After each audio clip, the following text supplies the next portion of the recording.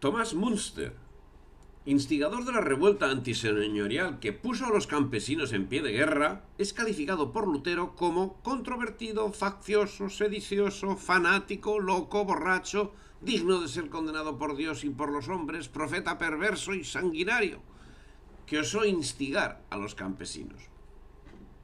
Tomás Münster sería finalmente apresado y ejecutado, ante lo que Lutero no tuvo una posición precisamente conciliadora, habiendo llegado a señalar que se sentía contento del destino final de Münster, afirmando que quien ha visto a Münster puede decir que ha visto al mismo diablo. Desde ese momento el protestantismo se significó abiertamente por el apoyo de las instituciones dominantes de la sociedad, señorial en un primer momento y mercantil en un futuro, con la doctrina de la sumisión a la autoridad, si en un principio de un marcado y evidente carácter señorial, en el futuro en un supuesto carácter de voluntad popular, siempre sometido a la tiranía del poder establecido. La máxima tan proclamada por los sistemas políticos que tienen origen en el protestantismo, relativa a la tolerancia religiosa, no es sino tremenda falacia. Ya en esos momentos de imposición en el siglo XVI se llevaba a cabo la más estrecha vigilancia en la vida privada y moral de los ciudadanos. Señala Julián Juderías que cualquier desviación de la verdadera fe se castigaba como un crimen contra el Estado. Así, en Suiza podemos encontrarnos con situaciones como que las personas convictas de herejía eran castigadas por la autoridad civil. Rebeliones como la de Ami Pirrin que se reprimen con la mayor severidad. Para la heterodoxia teológica como la de Servet existe la pena de muerte en la hoguera con la aprobación de Calvino.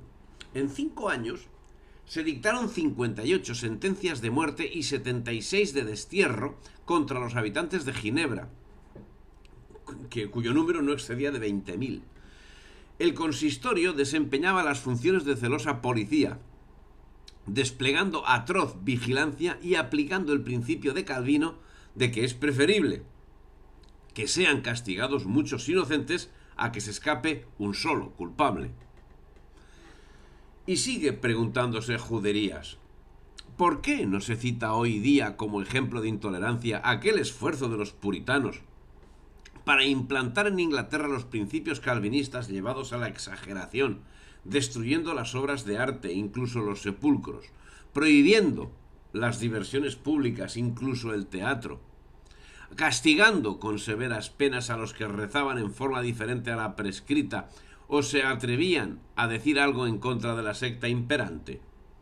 ¿Por qué no se cita asimismo la reacción que siguió al gobierno de los puritanos, que motivó castigos tan horribles como el del doctor Leighton, que después de azotado en público sufrió la pérdida de las orejas, la fractura de la nariz y la marca con un hierro candente de las letras SS, que significa sembrador de sediciones, y el del puritano Prine, autor de Histriomastix, sátira contra el teatro, que también fue azotado y perdió las orejas?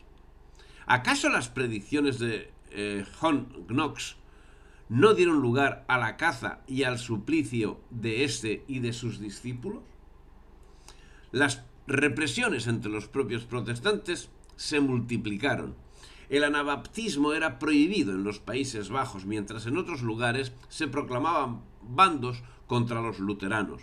La cuestión religiosa se había convertido en cuestión política, y cuestión política materialista, en ocasiones liberal y en ocasiones colectivista, posiciones ambas que aterraban en ocasiones a los labradores, como hemos visto, cuando los señores feudales llevaban a cabo el expolio, no ya de los monasterios, sino del mundo agrario que estaba siendo condenado a la proletarización, sino también a los pequeños propietarios que no tardaron en sucumbir.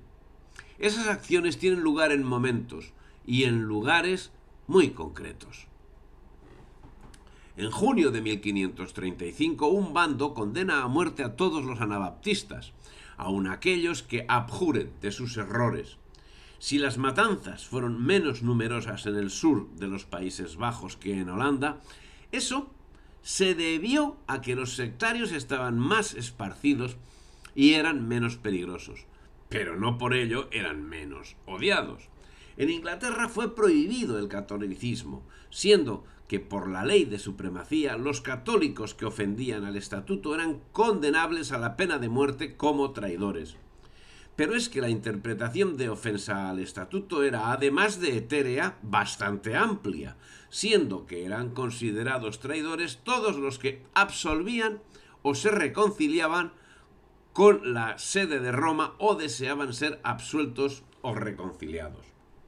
Pero los asuntos en este terreno fueron más allá, siendo que, según relata W.S. Lilje, entre el 22 de julio y el 27 de noviembre de 1588 fueron ajusticiados 22 sacerdotes, 11 laicos y una mujer, se supone también laica. Durante el resto del reinado de Isabel I, sus súbditos padecieron una permanente persecución. La Torre de Londres era el lugar donde el potro de tormento, adjudicado por la leyenda negra a la Santa Inquisición, no tuvo descanso durante la última parte del reinado, siendo que el número total de católicos que sufrieron bajo su reinado es de 189, de los que 128 eran sacerdotes, 50 eran laicos y 3 eran mujeres, a los que hay que añadir 32 franciscanos, que fueron asesinados por hambre. Pero esa actuación no era llevada exclusivamente contra los católicos. Así, el año 1598 eran ajusticiadas 74 personas en la prisión de Exeter, en Inglaterra, por haber robado una oveja.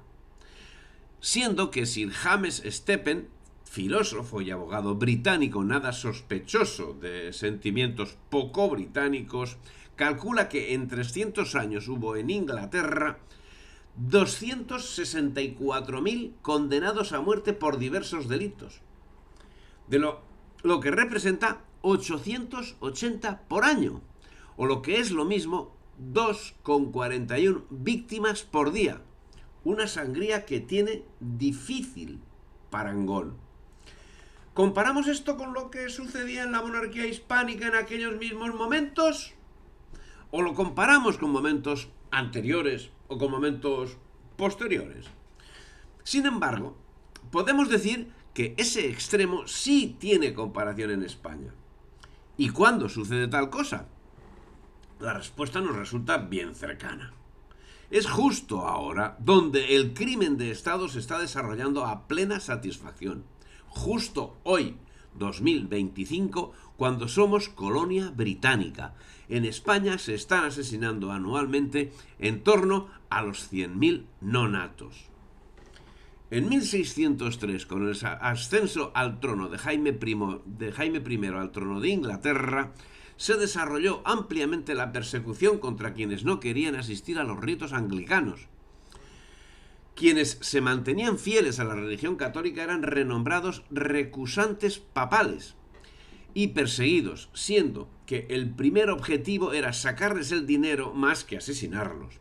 Así se multiplicaron las multas y las condenas a servir como esclavos al tiempo que se aquilataron las ejecuciones, siendo que bajo el reinado de Carlos I solo serían ajusticiados 2 católicos y 24 bajo el poder de Oliverio Cromwell. Tiempo en el que llenaron Jamaica de los conocidos eufemísticamente como pioneros. ¿Y qué eran los pioneros? Pues eran millares de personas que eran capturadas y enviadas a las colonias en un terrible régimen de esclavitud. Esta práctica sería llevada a cabo hasta bien entrado el siglo XIX, cuando nuevos pioneros eran enviados a Australia y a Nueva Zelanda en condiciones infrahumanas, las mismas que hasta la fecha habían aplicado a los esclavos africanos. Si te ha gustado el vídeo, dale me gusta, difunde y suscríbete al canal.